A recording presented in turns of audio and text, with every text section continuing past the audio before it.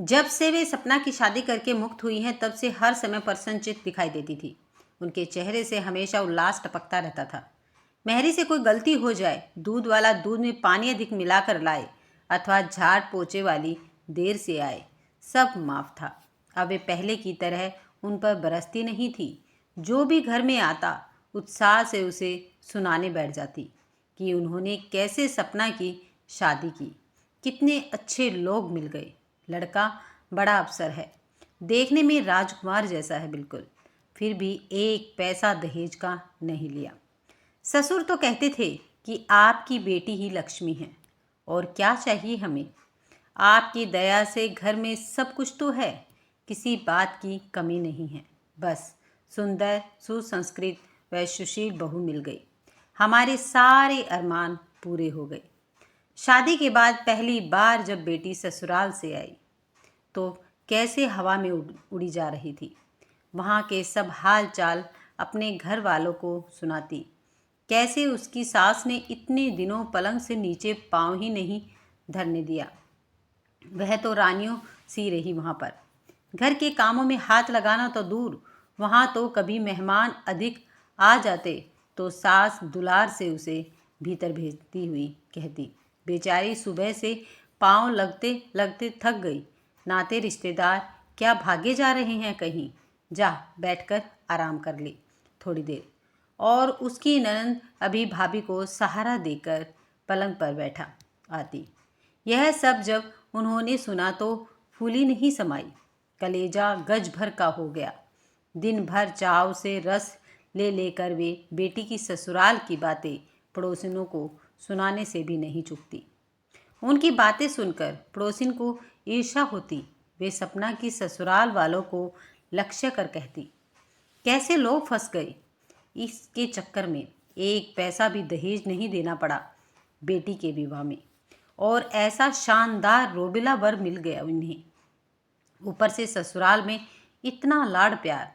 उस दिन अरुणा मिलने आई तो वे उसी उत्साह से सब सुना रही थी। लो जी, सपना को तो एमए बीच में छोड़ने तक का अफसोस नहीं रहा। बहुत पढ़ा लिखा खानदान है, कहते हैं एमए क्या, बाद में यही की यूनिवर्सिटी में पीएचडी भी करवा देंगे। पढ़ने लिखने में तो सपना हमेशा ही आगे रही है। अब ससुराल भी कद्र करने वाला मिल गया है उसे। फिर क्या सपना नौकरी करेगी जो इतना पढ़ा रहे हैं।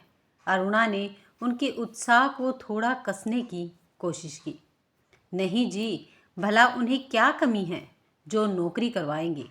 घर की कोठी है, हजारों रुपए कमाते हैं हमारे दामाद जी।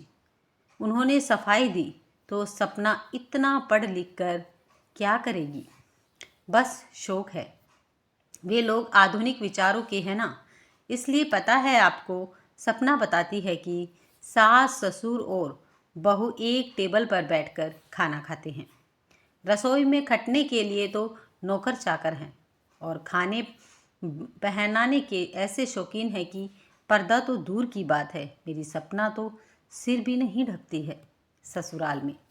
अच्छा, अरुणा ने आश्चर्य से कहा, मगर शादी के महीने भर बाद लड़की ससुराल में सिर तक न ढके, यह बात उनके गले नहीं उतरी। शादी के समय सपना तो कहती थी कि मेरे पास इतने ढेर सारे कपड़े हैं, तरह तरह के सलवार सूट मैक्सी और गाउन सब धरे रह जाएंगे। शादी के बाद तो साड़ी में गठरी बनकर रहना होगा। पर संयोग से ऐसे घर में गई है कि शादी से पहले बने सारे कपड़े काम में आ रहे हैं। उसके सास ससुर को तो यह भी ऐतराज़ नहीं कि बाहर घूमने जाते समय भी चाहे, लेकिन बहन जी ये बातें क्या सास ससुर कहेंगे। यह तो पढ़ी लिखी लड़की खुद सोचे कि आखिर कुंवारी और विवाहिता में कुछ तो फर्क है ही। श्रीमती अरुणा से नहीं रहा गया। उन्होंने सोचा कि शायद श्रीमती अरुणा को उनकी पुत्री के सुख से जलन हो रही है, इसलिए उन्होंने और रस लेकर कहना शुरू किया, मैं तो डरती थी, मेरी सपना को शुरू से ही सुबह देर से उठने की आदत है। पराए घर में कैसे निभेगी उसकी। पर वहाँ तो वह सुबह बिस्तर पर ही चाय लेकर आराम से उठती है। फिर उठे भी किस लिए, स्वयं को कुछ काम तो करना ही नहीं पड़ता उसे। अब चलूँगी बहन जी, श्रीमती अरुणा उठते उठते बोली। अब तो आप अनुराग की भी शादी कर डालिए। डॉक्टर हो ही गया है, फिर आपने बेटी विदा कर दी है। अब आपकी सेवा टहल के लिए बहू आनी चाहिए। इस घर में भी तो कुछ रौनक होनी ही चाहिए। कहते कहते श्रीमती अरुणा के होठों की मुस्कान कुछ ज़्यादा ही तीखी हो गई। कुछ दिनों के बाद सपना के पिता ने अपनी पत्नी को एक फ़ोटो दिखाते हुए कहा, देखो जी, कैसी है यह लड़की अपने अनुराग के लिए। एमए पास है, रंग भी बिल्कुल साफ है। घर बार कैसा है? उन्होंने लपक कर फ़ोटो हाथ में लेते हुए पूछा। घर बार से क्या करना है, खानदानी लोग हैं और दहेज वगैरह हमें एक पैसे का नहीं चाहिए। यह मैंने लिख दिया है उन्हें।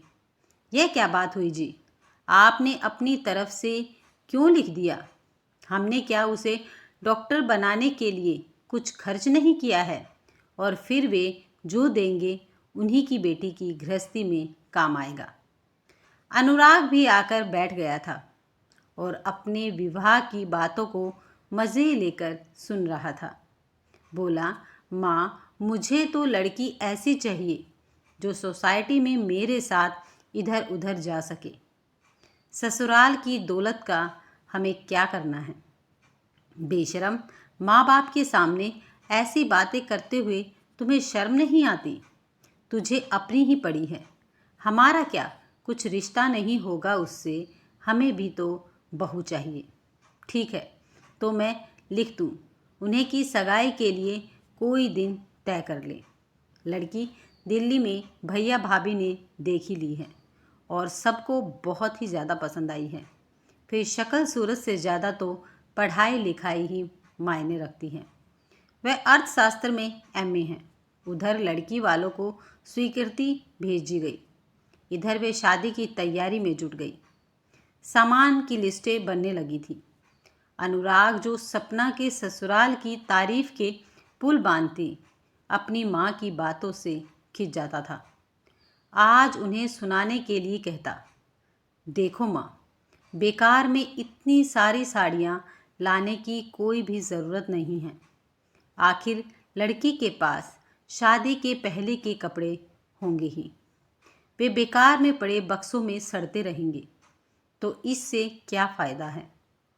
तो तू क्या अपनी बहू को कुंवारी छोकरियों के से कपड़े यहाँ पर पहनाएगा? वह चिल्ला सी पड़ी, क्यों? जब जीजा जी सपना को पहना सकते हैं तो मैं नहीं पहना सकता? वे मन मसोस कर रह गई। इतने चाव से साड़ियाँ खरीद कर लाई थी। सोचा था सगाई पर ही लड़की वालों पर अच्छा प्रभाव पड़ गया तो वे बाद में अपने आप थोड़ा ध्यान रखेंगे और हमारी हैसियत व मान सम्मान ऊंचा समझकर ही सब कुछ करेंगे। मगर यहाँ तो बेटे ने सारी उम्मीदों पर ही पानी फेर दिया है। रात को सोने के लिए बिस्तर पर लेटी तो कुछ उदास सी थी। उन्हें करवटें बदलते देखकर पति बोले, सुनो जी, आप घर के काम के लिए एक नौकर रख लो। क्यों? वह एकाएक चौंकी। हाँ, क्या पता तुम्हारी बहू को भी सुबह 8 बजे बिस्तर पर चाय पीकर उठने की आदत हो तो घर का काम कौन करेगा? वे सकपका गई। सुबह उठी तो बेहद शांत और संतुष्ट थी। पति से बोली, तुमने अच्छी तरह से लिख दिया है ना? जी, जैसी उनकी बेटी वैसी ही हमारी। दान दहेज में एक पैसा भी देने की कोई ज़रूरत नहीं है। यहाँ किस बात की कमी है? मैं तो आते ही घर की चाबियाँ उसे सौंपकर अब आराम करूँगी। पर माँ, जरा यह तो सोचो, वह अच्छी श्रेणी में एमए पास है। क्या पता आगे शोध कार्य आदि करना चाहे। फिर ऐसे में तुम घर की जिम्मेदारी उस पर छोड़ दोगी तो वह आगे कैसे पढ़ सकेगी? यह अनुराग का स्वर था। उनकी समझ में नहीं आया कि एकाएक क्या जवाब दे उसे। कुछ दिन बाद जब सपना ससुराल से आई तो वे उसे बात बात पर टोक देती। क्यों री, तू ससुराल में भी ऐसे ही सिर उघाड़े डोलती रहती है क्या? वहाँ तो ठीक से रहा कर, बहुओं की तरह, और अपने पुराने कपड़ों का बक्सा यहीं छोड़कर जाना। शादीशुदा लड़कियों को ऐसे ढंग नहीं सुहाते हैं। सपना ने जब बताया कि वह यूनिवर्सिटी में दाखला ले रही है तो वे उस पर बरस पड़ी। अब क्या उम्र भर पढ़ती ही रहेगी तू? थोड़े दिन सास ससुर की सेवा भी कर ले। कौन बेचारे सारी उम्र बैठे रहेंगे तेरे पास? आश्चर्यचकित सपना देख रही थी कि माँ को अब क्या हो गया है। एक शाम अनुराग की सगाई पक्की हो गई। लड़की वाले शालीन थे, कम बोलने वाले, और सबसे खास बात, उन्होंने साफ कह दिया था कि वे भी दहेज के सख्त खिलाफ हैं। सगाई के दिन जब होने वाली बहू आई तो वह जींस कुर्ती में थी। खुले बाल, आत्मविश्वास से भरी मुस्कान, और सबसे पहले उन्होंने आगे बढ़कर चरण छुए। श्रीमती जी एक पल को ठिठक गई, फिर धीरे से बोली, बहू सिर ढक लिया करो, शादीशुदा लड़की हो अब। लड़की ने मुस्कुरा कर कहा, जी माँ जी।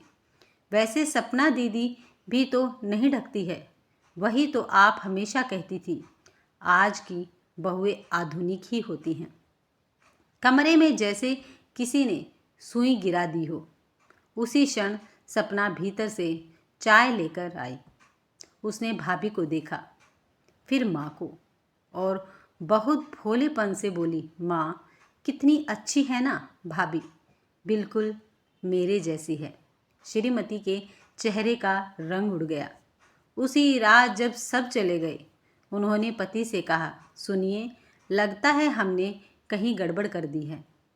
पति हंस पड़े, गड़बड़ नहीं जी, बस अब कहानी हमारे घर आ गई है। कुछ ही दिनों में नई बहू ने साफ कह दिया कि वह पीएचडी करेगी। सुबह जल्दी उठना उसके बस की बात नहीं है, और घर के काम के लिए नौकर ज़रूरी है।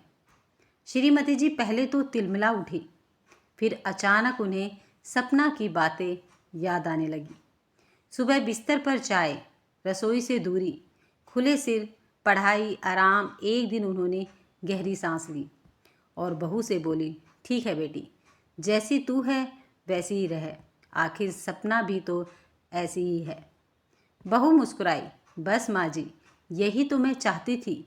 और उसी दिन श्रीमती जी को समझ में आ गया, जो सुख अपनी बेटी के लिए स्वर्ग लगता है, वही बहू के लिए पाप नहीं होना चाहिए। अगर आपको ये कहानी पसंद आई है तो वीडियो को लाइक, शेयर और चैनल को सब्सक्राइब करना मत भूलिएगा।